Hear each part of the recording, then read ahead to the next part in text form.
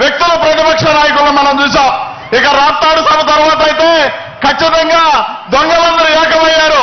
ఇక సిద్ధ సభ బేదరమెట్లలో స్టార్ట్ అయ్యే సందర్భానికి నిన్న మన చంద్రబాబు నాయుడు కావచ్చు, పవన్ కళ్యాణ్ కావచ్చు, అదేవిధంగా బీజేపీ కావచ్చు, వీళ్ళందరూ కూడా 3 పార్టీలు ఏకమయ్యాయి.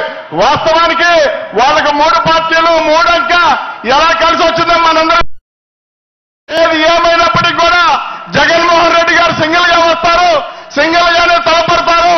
2024లో ఈ రాష్ట్రం అంతా కూడా వైఎస్ జగన్మోహన్ రెడ్డి అనే నేను అనే పేరు కోసం, ఆ శబ్దం కోసం పనిచేస్తా ఉన్నారు.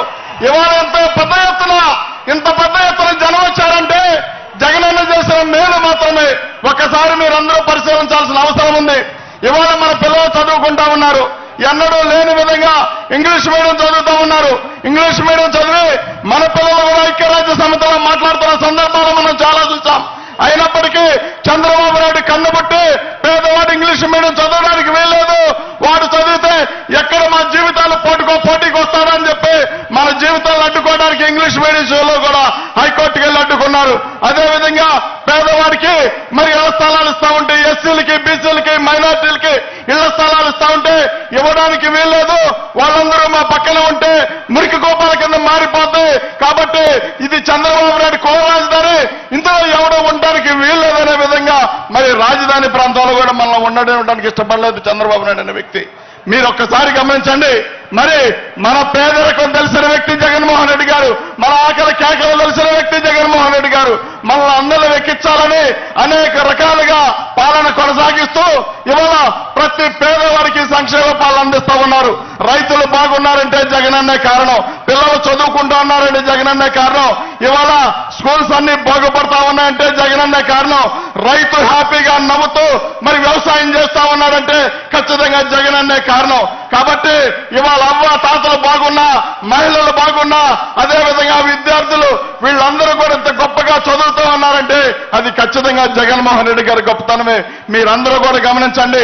ఒకసారి చంద్రబాబు నాయుడిని గనక మనం తీసుకువస్తే ఖచ్చితంగా మన జీవితాలతో ఆడుకుంటాడు, మన సర్వనాశనం చేసేదాకా చంద్రబాబు నాయుడు అనే వ్యక్తి నిద్రపాడు. మన జీవితాల్లో ఎలుగులు నింపిన వ్యక్తి ఎవరైనా ఉన్నారంటే ఖచ్చితంగా జగన్మోహన్ రెడ్డి గారు మాత్రమే. ఈ రాష్ట్రంలో మన జీవితాలతో ఆడుకున్న వ్యక్తి ఎవరైనా ఉన్నారంటే ఖచ్చితంగా చంద్రబాబు నాయుడు మాత్రమే. ఒక్కసారి గమనించండి మీరందరూ కూడా.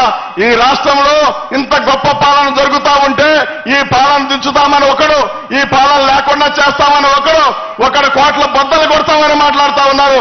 నిజంగా చెప్పండి, మీకంత దమ్ము ధైర్యం ఉంటే, జగన్మోహన్ రెడ్డి గారిని సింగిల్ గా ఢీకొట్టే దమ్మే ఉంటే మీరందరూ కలిసి రావాల్సిన అవసరం ఏమొచ్చిందో సమాధానం చెప్పాల్సిన అవసరం ఉంది.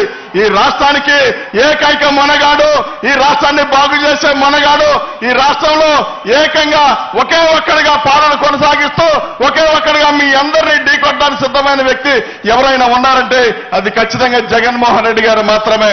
మరి మన ప్రతిపక్షాలను చూస్తా ఉన్నాం, విలువలు లేవు. ప్రతిపక్ష నాయకులందరికీ విలువలు లేవు, విలువలు కోల్పోయారు.